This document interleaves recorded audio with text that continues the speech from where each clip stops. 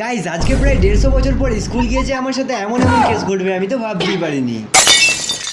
আজ অনেক দিন পর ইচ্ছা গেল একটু স্কুলের মুখটা দেখতে, তাই আর বেশি ভাবনা চিন্তা না করে সেই 150 বছর পর স্কুল যাওয়ার উদ্দেশ্যে বেরিয়ে পড়লাম। আর ক্লাসের ভেতরে ঢুকতেই দেখেছে আমি বাদে কিন্তু সকলেই চলে এসেছে। আর গাইজ এটা হচ্ছে আমাদের রুম, যেটা আমি অনেকদিন পরই দেখলাম। আর ছোট থেকে আমার একটা অভ্যাস হচ্ছে যে ফার্স্ট বেঞ্চে বসা, মানে লাস্টের দিক থেকে। আর যাই হোক, হঠাৎ দেখি একটা জুনিয়র ছেলে আমাদের ক্লাসে ঢুকে বাকচুদি মারছে, তাই তাকে ক্লাস থেকে মেরে বের করে দিলাম। এরপর আমাদের সেকেন্ড ক্লাসটা বন্ধ থাকার কারণে দেখি ছেলেগুলো ক্লাসটাকে গেমিং রুম বানিয়ে ফেলেছে।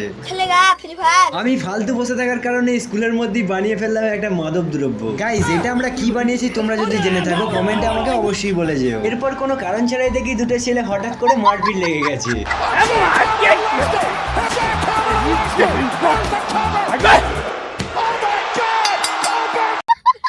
যাই হোক, এখানে কিন্তু পেয়ারা কাটার অস্ত্রটা দারুণ ছিল, আর পেয়ারাটা খেতেও কিন্তু দারুণ ছিল। আর টিফিনের সময় হতেই একজনের টিফিন সামনে পেয়ে নিয়ে তো আমি ছুটিই পড়লাম।